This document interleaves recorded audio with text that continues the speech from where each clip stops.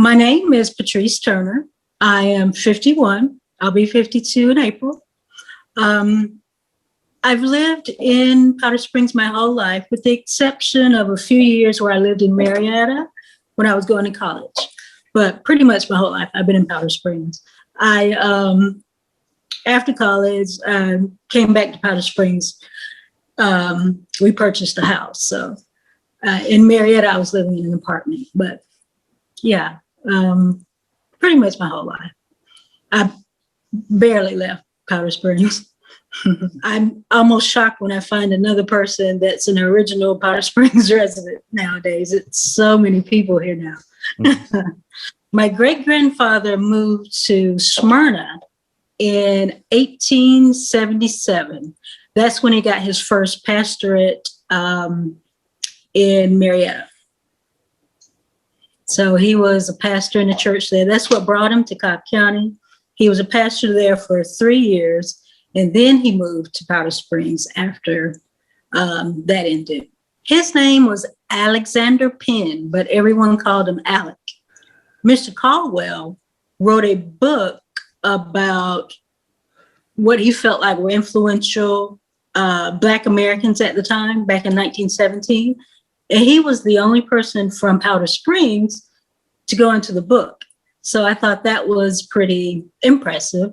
And he obviously made an impression on Mr. Caldwell because he was the sixth person that he talked about in the book that was 694 pages long.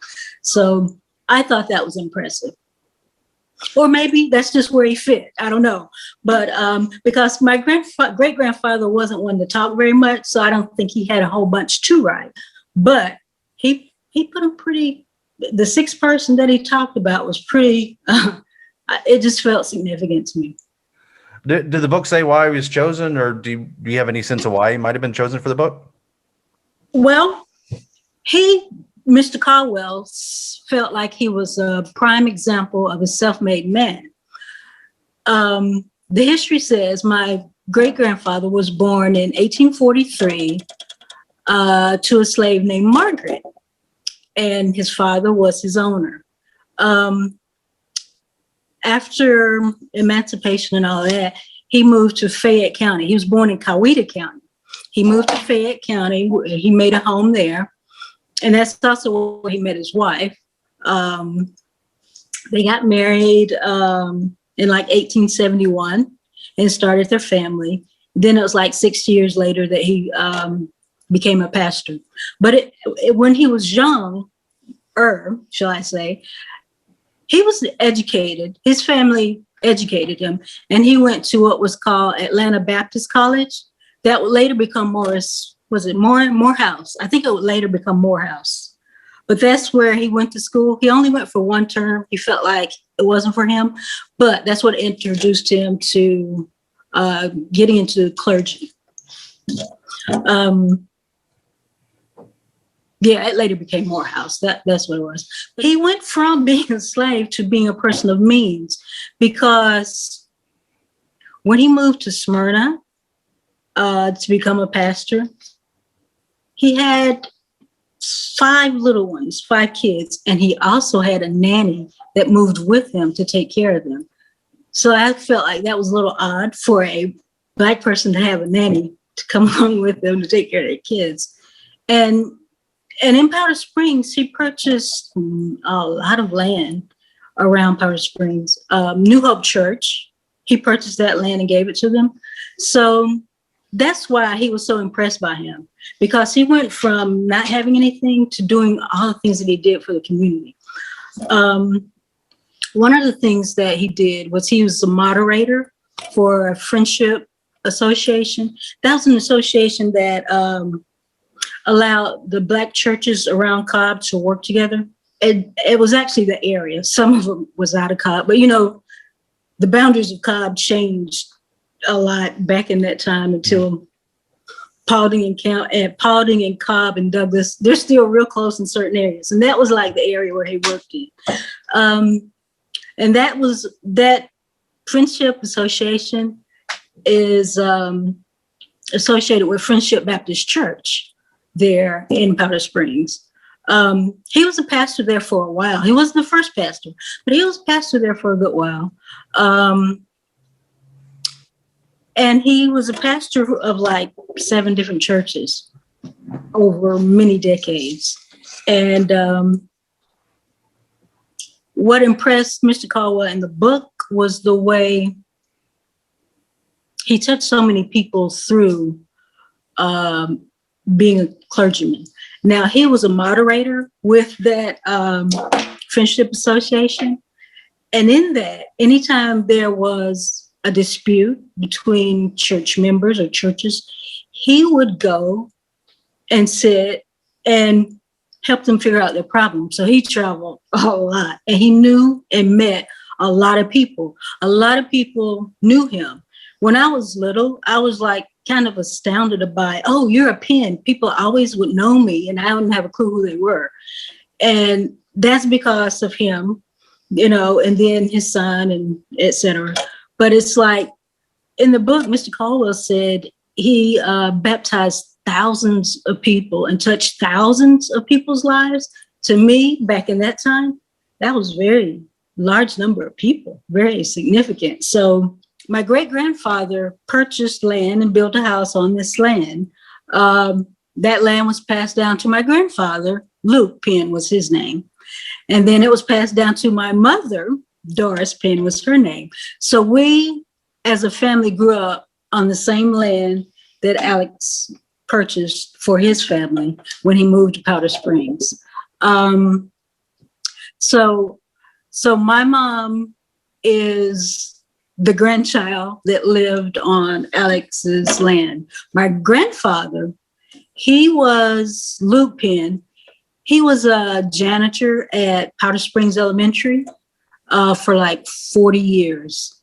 I heard many stories from people in the community about how nice he was and how he would redirect kids that were getting into trouble. And a lot of parents would talk about how his moral compass, shall we say, helped their kids stay out of trouble. Like he would see kids smoking and encourage them not to do that. But anyway, there's a room in Powder Springs Library that's named after him because that's where the school was, where the library is. So that's why I was mentioning him. My mom, Doris, she made her own name in the community as well. She worked for a lot of different individuals in the community. She worked for Mr. Bodiford. She worked for the Millers, et cetera, et cetera, et cetera. And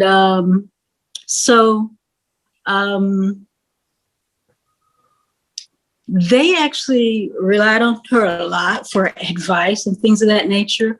And she was a domestic. She would go to their homes and take care of whatever they needed taken care of.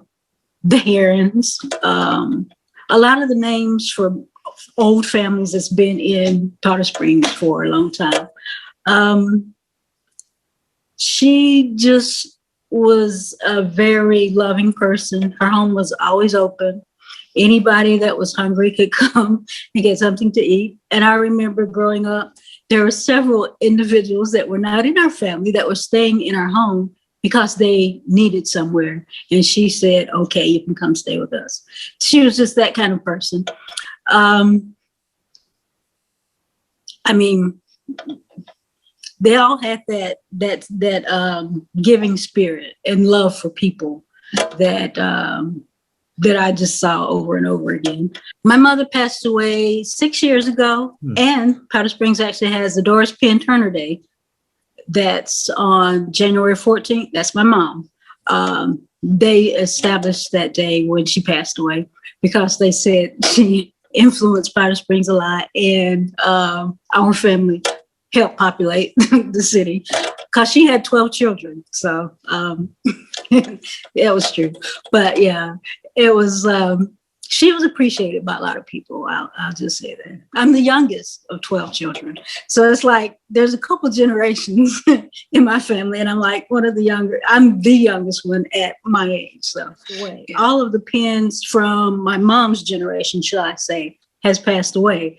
So it's just her children and her siblings' children that are left now. If we started with your great grandfather, that makes you a fourth generation resident. Correct. Do you have any children? I have two girls. One girl has special needs. My oldest girl has special needs. My youngest girl, she went to Cornell to college, and she's in New York City working for Weill right now,